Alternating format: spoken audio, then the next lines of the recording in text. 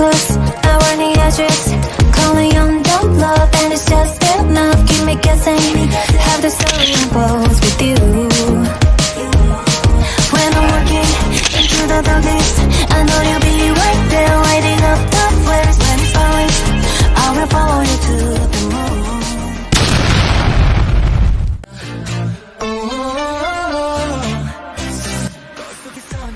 Hello! Nagustuhan niyo ba ang video na yon? Magandang araw sa lahat. Ako si Major James B. Alvarez mula sa Group 1 at aking iuulat maging ang aking mga kagrupo ang tungkol sa larawang sanaysay. Kaya halina't tayo magtalakay.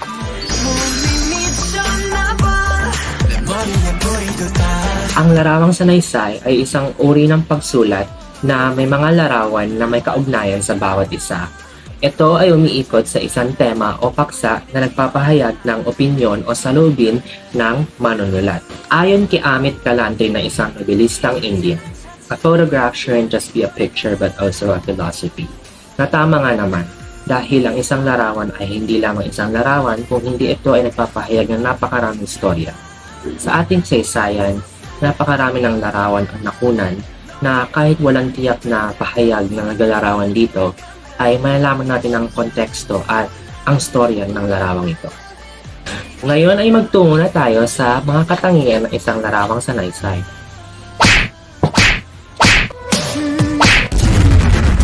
Grabe naman yun. Magandang araw sa inyong lahat. Ako po pala si Jeromar S. Fornala at ang aking iuulat ay ang katangian ng larawang sanaysay.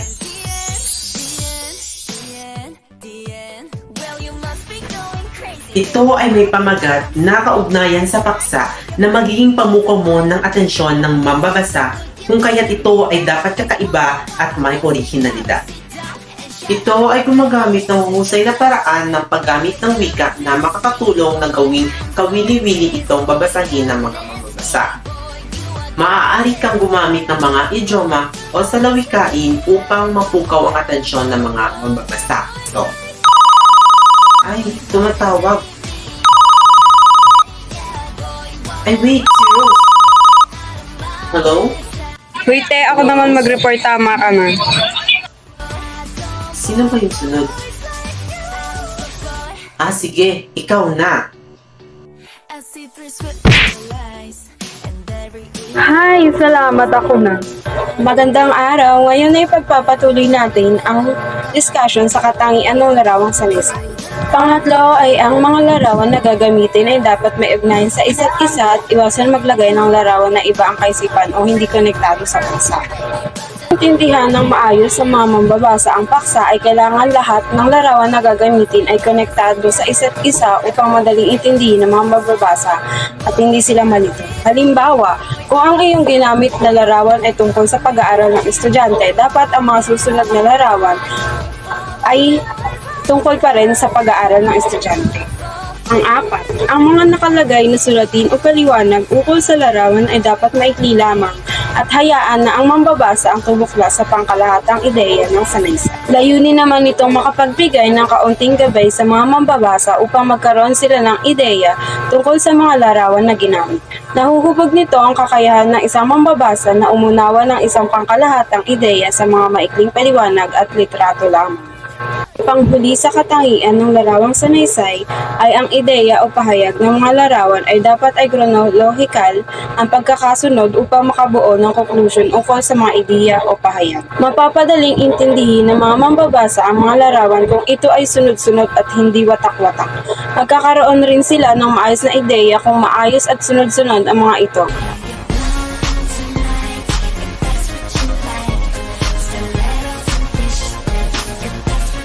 Uy, syempre, hindi pa pakabugsigit. Siya pa ba? Magandang araw sa inyo lahat. Ako si Kate Piñalosa, ang inyong tagapag-ulat para sa paksang mga dapat tandaan sa paggawa ng larawang sanaysay. Una, pumili ng paksa ayon sa iyong interes sa paggawa ng larawang sanaysay. Bakit nga ba mahalagang pumili ng paksa ayon sa ating interes? Sa paggawa ng larawang sanaysay, dapat lang na interesado tayo sa pipiliin nating paksa para makasigurado tayo na maging kaedad ang sanaysay. Dahil meron kang interes dito, ay makapagbigay ka ng bagong pananaw at ideya at makakapagpalawak pa ng iyong ginagawa. Pangalawa, kailangan magsikuha ng pananaliksik sa paksang iyong napili sa paggawa ng larawang salaysay. Mahalaga magsagawa tayo ng pananaliksik ayon sa ating napiling paksa. Nang sa gayon ay magkaroon tayo ng sapat na informasyon at kaalaman na magiging matayan ng iyong pagsusulat. Sa pananaliksik ay mapapalalim pa natin lalo ang ating pagkanaw sa paksa at mas magpagtibay nito ang ating nagawang larawang salaysay. Ikatlo, sa alang-alang ang magiging audience ng iyong salaysay sa paggawa ng larawang salaysay. Bakit nga ba? Dapat sa alang-alang magiging audience upang malaman natin para kanino ang gagawin natin larawang salaysay. Pag nalaman natin kung ano o sino-sino ang magiging audience natin, ay maaari natin mabago ang tono at estilo sa pagbuo ng salaysay upang mas maintindihan ng ating mga audience.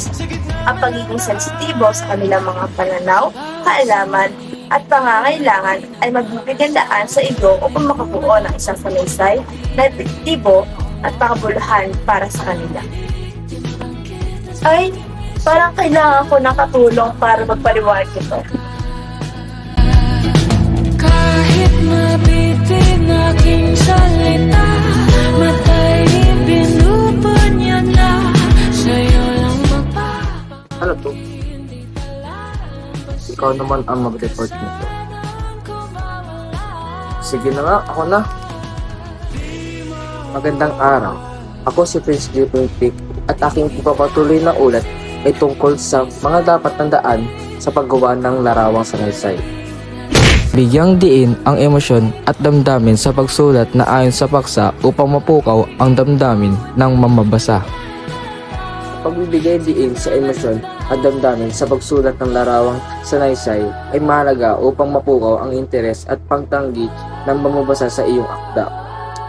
Kapag pinapakita mo ang iyong sariling damdamin at emosyon sa iyong pagsusulat, mas magiging kahulugan at kahalagaan ang iyong mensahe sa kanila. Sa ganitong paraan, ang mga mambabasa ay mas magiging kaugnay at nakakaranas ng pagpapahalaga sa iyong mensahe dahil nakakonekta ito sa kanilang sariling damdamin at karanasan. Ito ay isang paraan upang mas maging epektibo ang iyong pagsulat at mapanatili ang interes ng iyong mga mambabasa hanggang sa huli. Tandaan, dapat mas nangingibabaw dapat ang mga larawan kaysa sa mga salita. Ang pagpapalaga sa larawan kaysa sa mga salita sa larawang salaysay ay nagpapahiwatig na ang visual na representasyon ay dapat na mas nangingibabaw kaysa sa teksto o mga salita. Ito ay mahalaga sapagkat ang mga larawan ay may kakayahang magdulot ng malalim at mabilis na pag-unawa sa mambabasa. Sa ganitong paraan, ang pagpapalakas ng mga larawan sa iyong larawang salaysay ay nagbibigay daan sa mas malawak at mas kapatid-paniwala na komunikasyon kaysa sa mga salita lamang. Ang iyong mga larawan na ginamit ay dapat makabuo ng isang konklusyon sa iyong paksa. Ang pagpapaliwanag na ang iyong mga larawan na ginagamit ay dapat makabuo ng isang konklusyon sa iyong paksa ay magpapahiwatig na ang mga larawan na iyong pinili ay dapat magtulungan upang mapagtibay at mapalakas ang iyong pananaw o mensahe sa iyong larawang salaysay. I got pushed Gandang araw uli, ako si Meter at aking ipapakita sa inyo ang isang halimbawa ng isang larawang salaysay. Ngunit, there's a twist. Hindi ko ipapaliwanag sa inyo kung paano nabuo ang larawang salaysay na ito. Pagkus magpapakita ko sa inyo ng ilang video at isang maikling pahayag ng halimbawang ito upang kayo ang bumuo ng inyong konklusyon o pagkaunawa sa halimbawa ng isang larawang salaysay. Kaya, watch this! Let's just try. It's our chance. 수없이 새겨진 지난 발자국이 알아. 친구가 되어 함께 걸어가. Let's just run for our lives. 손을 내밀어 그리고 약속해. Let's just run for our lives. 미래의 머리를 잃어.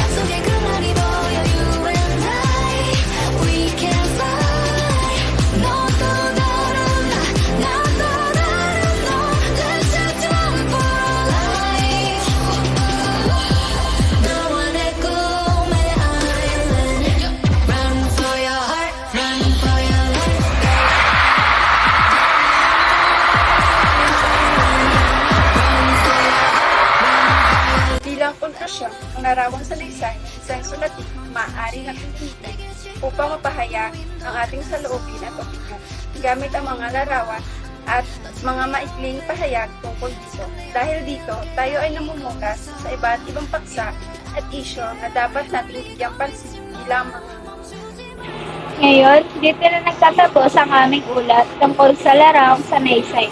Sana'y kayo ay may maintindihan at maraming salamat sa inyong pakikinig. oh, oh.